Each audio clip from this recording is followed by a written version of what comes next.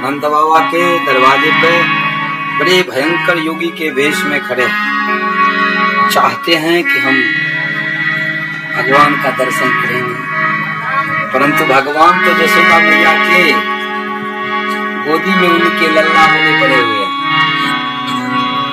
इधर मैया पार्वती सोच रही हैं कि भोलेनाथ तो गए प्रभु के दर्शन करने को, परंतु क्या गोकुल की ग्वालिन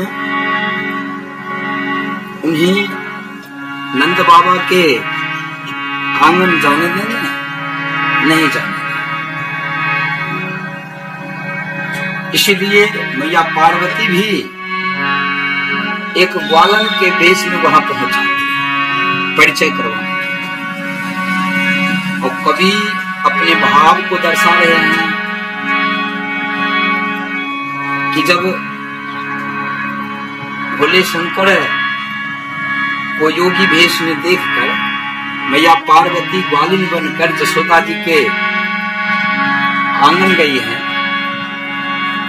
तो यशोदा जी को कह रही हैं कि मैया चलो, तुम्हारे दरवाजे पर बहुत बड़े त्यागी तपस्वी योगी आए हैं।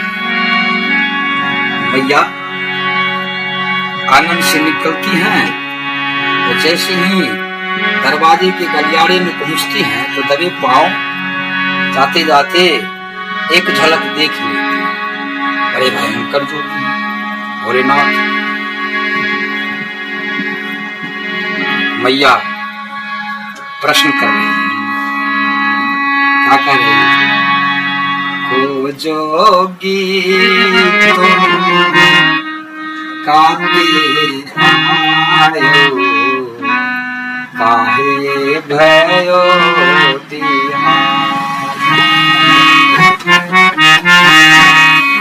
को जोगी तुम काहे आयो, काहे भयो भोले शंकर जवाब दे रहे हैं, मैं योगी कैलाश बिहारी देखने आयो तेरो लाला, देखने आयो तेरो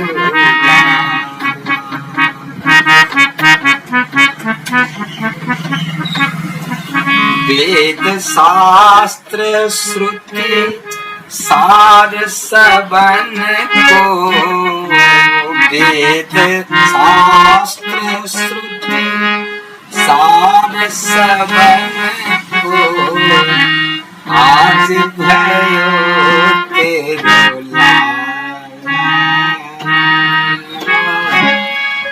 आज भयो तेरो लाला,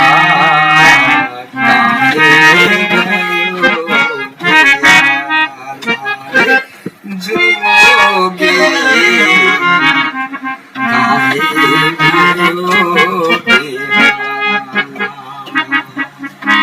भैया। यशोदा को भोलेनाथ कह रहे हैं कि मैया मैं तो कैलाश बिहारी तेरे लाला को देखने आया हूं, क्योंकि जिस परमात्मा को, जिस पूर्ण ब्रह्म परम पिता को वेद शास्त्र श्रुति सब वर्णन करते करते थक चुकी है, वही पूर्ण ब्रह्म अनंत अनंत ब्रह्मांड नायक परमात्मा तुम्हारे आंगन में खेल रहे हैं। मैं उन्हीं का दर्शन करने के लिए आया हूं। तो मैया जवाब दे रही है, ले बाबा तुम साल तो साला। यशोदा जी कह रही हैं कि बाबा मुझसे अच्छी सी साल मांग लो, उससे भी अच्छी चीज है तुम हमसे हीरा मणि मानिक मांग लो, लेकिन लल्ला को मत मांगो। ले बाबा तुम साल दो साला ले रतन की माला, ले रतन की माला। अब भोले बाबा जवाब दे रहे हैं, ना चाहूं मैं साल दो साला, ना ही रतन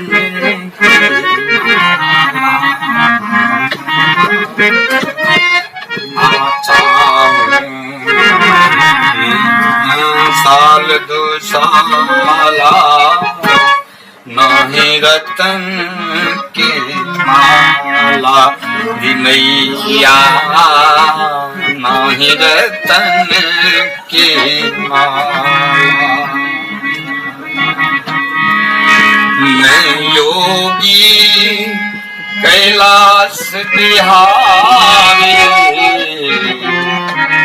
देखन आयो तेरो लाला, वाते भयो बेहाला मैया, वाते भयो बेहाला। बोले बाबा कह रहे हैं कि मुझे साल दो साल और हीरा मणि माणिक एवं रतन की माला नहीं चाहिए, मुझे तो अपना प्यारा सा परमात्मा चाहिए। मैया तू अपनी लल्ला को थोड़ा सा दिखा, बस तेरे लल्ला को देख। तो मैया जवाब देती है, सकल अंग में सर्प लपेटे गले में मुंडन माला, सकल अंग में सर्प लपेटे गले में मुंडन माला, रे जोगी गले में मुंडन माला। चिता भस्म सो भेष भयावनो, चिता भस्म सो भेष भयावनो, देख डर पहिला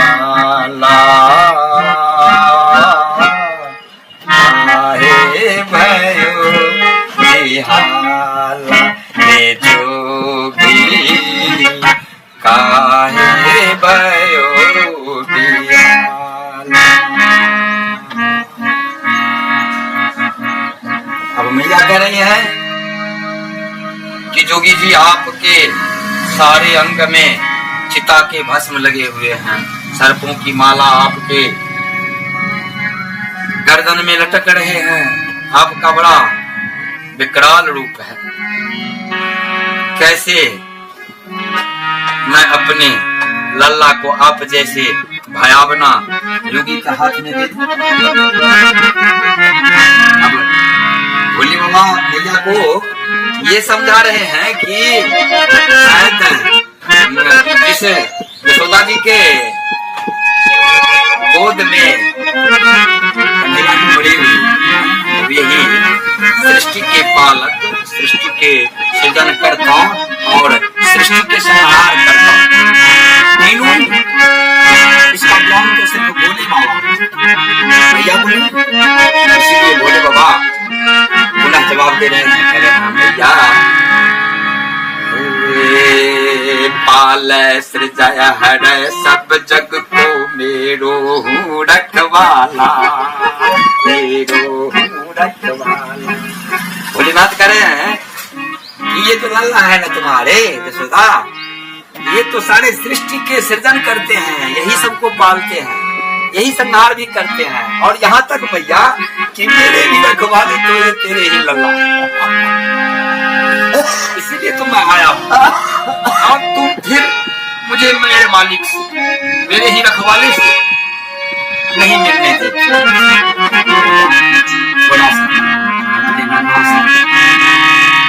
लंबा का मैं चला जाऊँ। और मैया फिर कर रही है, घोरो मेरो लाल तुध मुआ ताही काहि रखवाला, ताही रखवाला। घोरो मेरो लाल तुध मुआ ताही काहि रखवाला। भाषा कौन बखाने योगी, भूलो द्वार मतवाला। भयो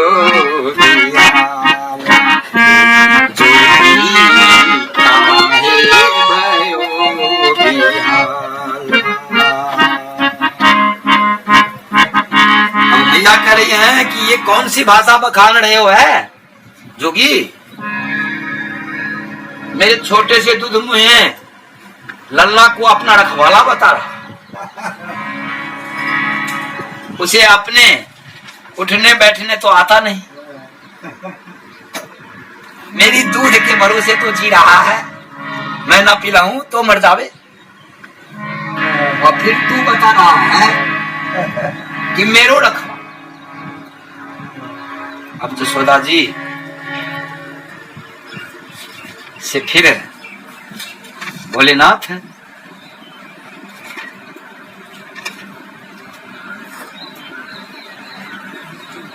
कह रहे हैं कि मैया नहीं दिखाओगी, नहीं दिखाओगी, तेरे लल्ला मेरे इतने बड़े भयंकर रूप देखकर डर जाएंगे, तो मैया तू अपने लल्ला को मत डर, मैं खाली हाथ ही तेरे दरवाजे से वापस चला।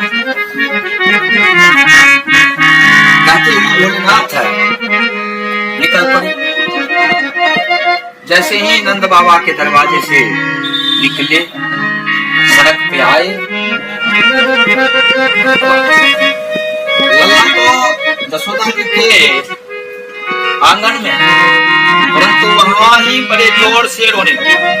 एक सखी उठा लाई, जसोदा जी के गोद में दे दी, भैया रोने वाला। जसोदा जी ने अब जसोदा जी अरे क्यों रो रहे हो लल्ला? भगवान उंगली दिखा, इधर तो पहले भोले सा।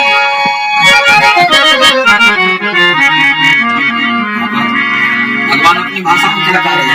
रोए परे नट बड़पन बाड़ी, दिखड़ावत भगत के पास, दिखड़ावत भगत के पास। प्रेम भाव सो भरे नयन, प्रेम भाव से भरे नयन, दो हर दर्शन की आस, दो हर दर्शन की आस।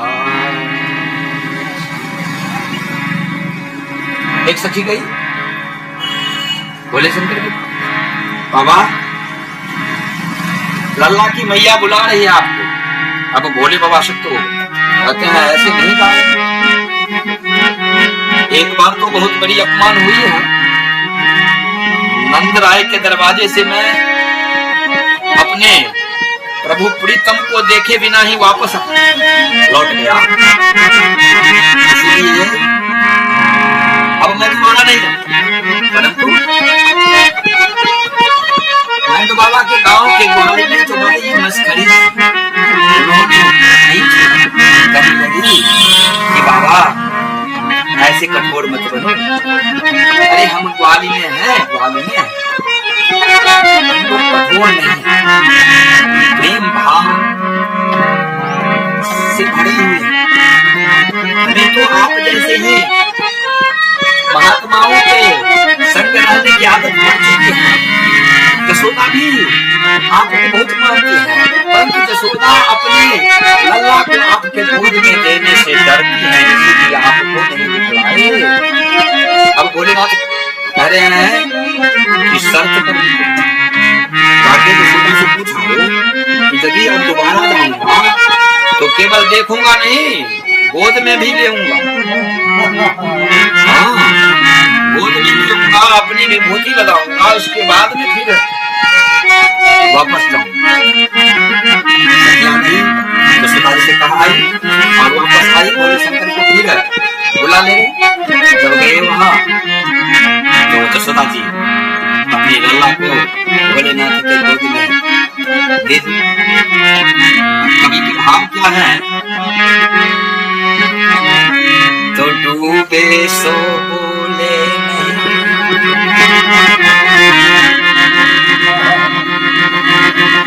दोनों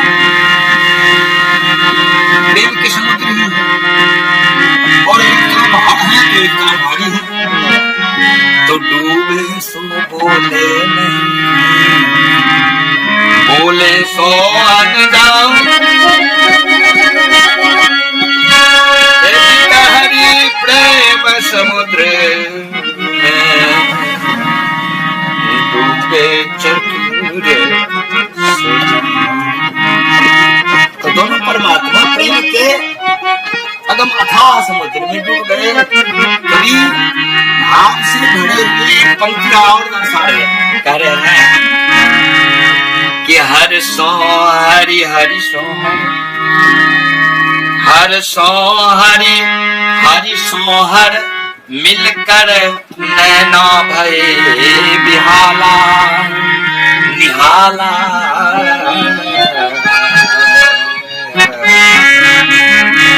हर सो हरि हरि सो हर मिलकर नैना भये निहाला, मिलकर नैना भये निहाला। या छवि मेरे उर्वशियो प्रभु, या छवि मेरे उर्वशियो प्रभु, शंकर अरु को पाला, शंकर अरु को पाला।